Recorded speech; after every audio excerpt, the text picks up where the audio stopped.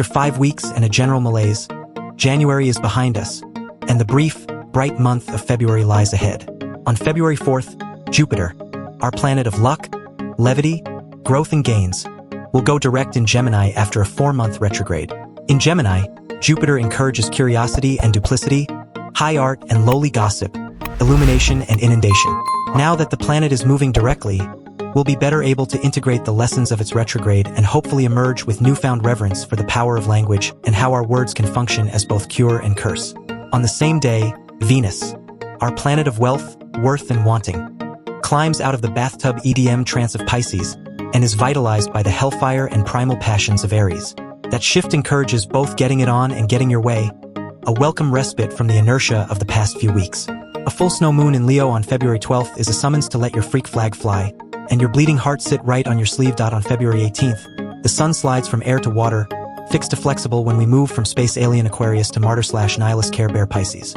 Ride the wave, not the undertow, folks.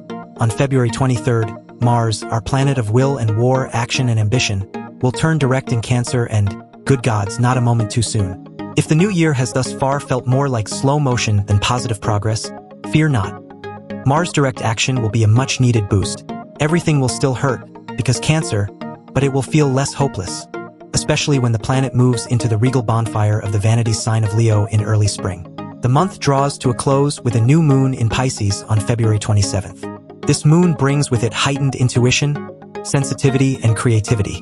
Do collaging, foot soaks, salt caves, uncomfortable eye contact, past life regressions, and painting in the dark.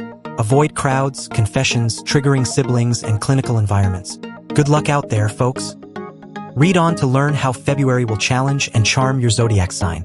Read for your sun and rising sign. Aquarius season highlights your 11th house of community, Aries, and you may feel called to connect and collaborate. But remember that when it comes to bonds, depth bests bulk. When Venus enters your sign on the 4th, you might find that friendship fans the fires of something hotter. You never struggle to be direct about your desires. And now, more than ever, your clarity can support your carnality. Get it while you can, folks, because when the sun moves into Pisces, you need to suture the kind of wounds that require a steady hand, a fearless heart, and the sanctity of solitude. Ahoy, Taurus! Come February 4th, Venus, your ruling planet, will take up residence in Aries and bring a blowtorch to your 12th house of dreams and delusions, endings and enemies. A summons to retreat to plan a radical path forward, to coax your imagination out of the box or pasture, as it were, and into the ether of possibility. I offer you the sage wisdom of Sir Cecil Beaton. Be daring, be different, be impractical, be anything that will assert integrity of purpose and imaginative vision against the play-it-safers, the creatures of the commonplace, the slaves of the ordinary. Welcome to February, you trickster/charmers, spinner of yarns and tellers of tales. The Sun and Mercury in the cult leader climbs of Aquarius highlight your 9th house of broadened horizons and spiritual homework this month. Gemini. The 9th house is home to journeys of every kind, and with your ruling planet in the sign of the idealistic weirdo, you're encouraged to seek the strange and the company of strangers. As Mercury is the planet of exchange and Aquarius the sign of community, it is worth noting that the medieval definition of share is to enjoy or suffer something with others, to each take a portion. Whether it's deep pain or glad tidings, let it be shared with those who can help you carry it and help you carry on. Hibernate to dominate, Cancer. With the sun shining in the dark attic of your 8th house of sex, death and regeneration, and Mars, the planet of action, retrograding in your sign, the time is nigh to take a knee, a nap, and probably a bubble bath. It is not so much that you should stop making an effort, but you should let yourself off the hook of needing to accelerate. This particular blend of star soup is a summons to slow down and go in 2 directives that can't be resolved with the urge to get ahead or run away. Aquarius season shines a floodlight on your 7th house of partnership, Leo. Aquarius is the sign of radical independence, and Leo bears the mark, or mane, of the doomed romantic. This month calls you to question how you can feel safe and free, connected but sovereign in and through your closest connections. Remember that autonomy can and should support intimacy and vice versa. On and around the full moon in your sign on February 12th, play your cards close and be careful what you reveal about yourself and to whom. Think of getting to know people and letting them know you as more of a striptease than a glory hole. Howdy, Virgo. The sun in Space Cowboy Aquarius highlights your 6th house of rituals and daily devotion. While you're out there reflecting on how you want to feel in the hours, days, weeks, months, and years to come, may I humbly suggest you add more flexibility to your routine.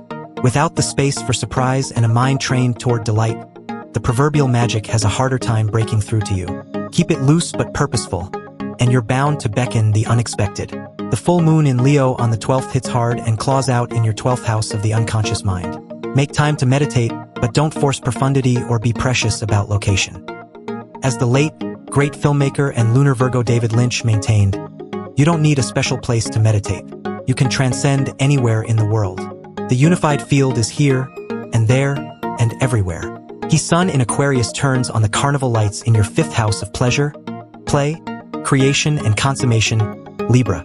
Remember that creativity runs the gamut from procreation to pie baking, changing a thought pattern to changing your outfit.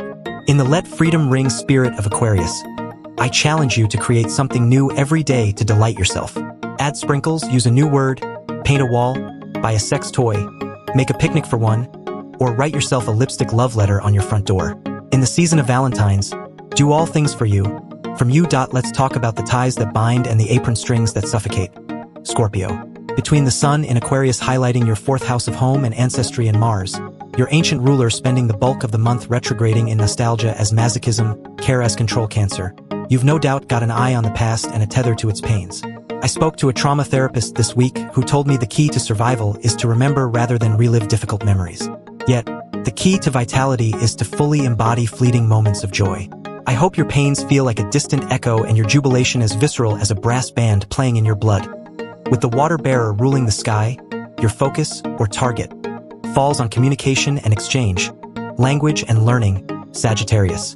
As American luminary June Jordan tells us, to tell the truth is to become beautiful, to begin to love yourself, value yourself. And that's political in its most profound way. In this way, and under these stars, you can become, by merit of the words you speak, not just a communicator of truth but a facilitator of change.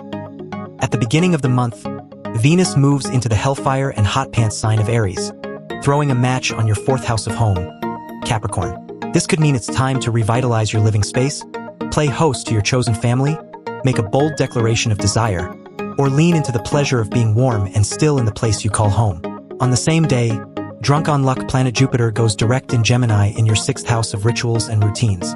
There, Jupiter asks you to give instructional language to your dreams and a steady voice to your needs and non-negotiables. In her illustrated children's book for anger management, Anger is a Storm, Lauren Martin writes, setting a boundary means protecting your joy and well-being by telling someone to stop harmful behavior. Practice setting a boundary. Try saying, I can't let you X. I need Y. You're well-versed at the can't let you, Capricorn, less so with the I need. No time like the present to practice. Happy return of the sun to you, Aquarius. The sun will shine in your sign, where it will be joined by Pluto and Mercury for most of the month. All of this energy is concentrated in your 1st house of self, identity, and perception. This holy trinity of expression, Mercury, trajectory, sun, and regeneration, Pluto, suggests that now is the hour for rebranding and rebirthing. Consider how the ways you express passion and hold power can light the match of possibility for others. The full moon in the lion heart of Leo activates your 7th house of partnerships. It can be easier for you to disengage than stand and deliver, but this lunation calls for absolute honesty.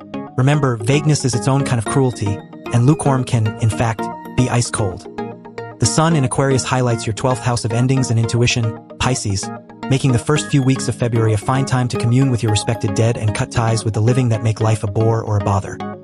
You live with most of your faculties adrift in the land of dreams, but now, more than ever, the messages you receive from beyond the veil and the land of Nod can come through with astounding clarity and the power to become the bedrock on which you build.